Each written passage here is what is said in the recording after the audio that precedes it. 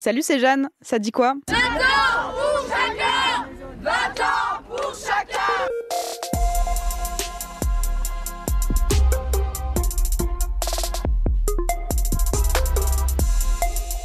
Tu viens d'entendre les voix de militantes féministes hier devant le tribunal d'Avignon, là où se déroule le procès des viols de Mazan. Sarah t'en parlait hier, c'est le début des réquisitions, les peines demandées par les avocats généraux.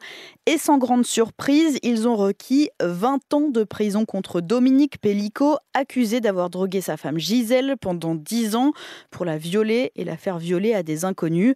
Son avocate s'attendait à ça. J'avais toujours dit à monsieur Pellicot que de toute façon, le maximum étant encouru, c'est le maximum qui serait demandé. Dans cette affaire, il y a 50 autres accusés et pour l'instant, il a été requis entre 5 et 17 ans de réclusion criminelle contre eux.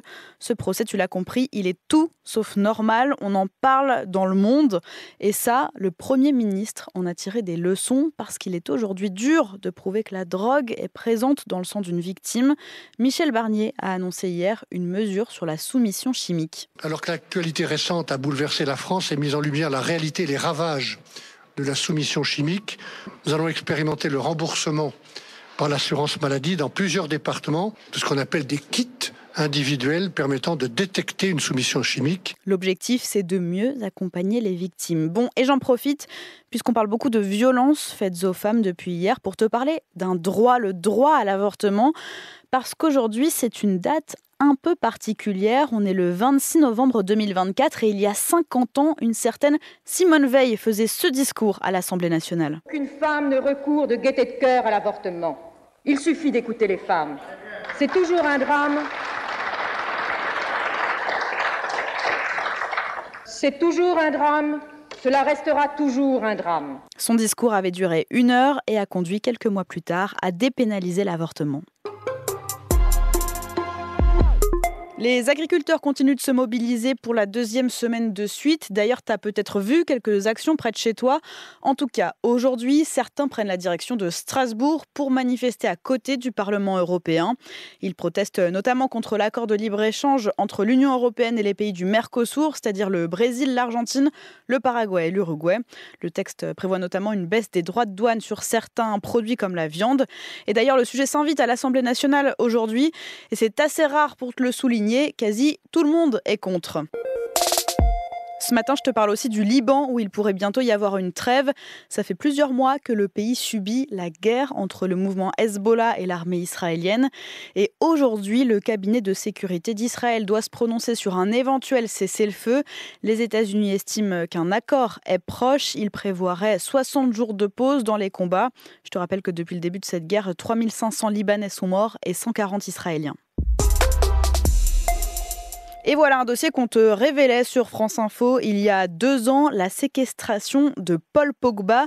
C'est le début du procès aujourd'hui au tribunal correctionnel de Paris. Une affaire qui tourne autour de quelque chose que possède le champion du monde de foot 2018. L'argent. L'argent. Je sais pas, moi je dirais l'argent. En mars 2022, le footballeur a été braqué. Ma collègue Emma Sarango te raconte. 2 hommes armés et cagoulés font irruption. Ils braquent Paul Pogba, réclament 13 millions d'euros.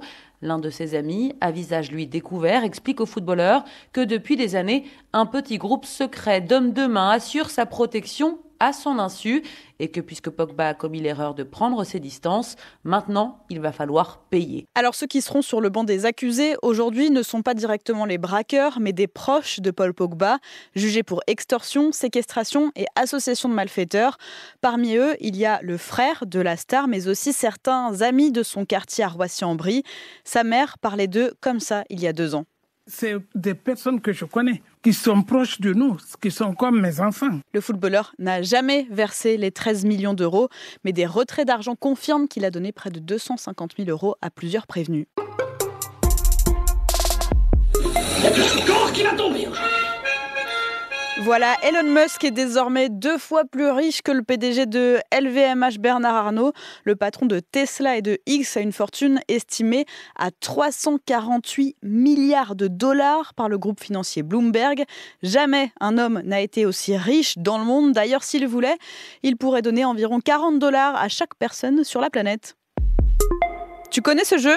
1, 2, 3, soleil. Ça te dit, toi, de participer à une partie géante sur les Champs-Élysées dimanche pour la sortie de la 2e saison de la série Netflix Squid Game. Dans un mois pile, la plateforme organise un jeu géant avec 456 fans tirés au sort. Pour ça, il faut t'inscrire sur le site internet que je te mets sur WhatsApp. T'as encore un peu de temps jusqu'à midi. Et si t'es choisi, tu seras dans une des 3 équipes menées par des influenceurs, Magla, Inoxtag ou Just Riyad.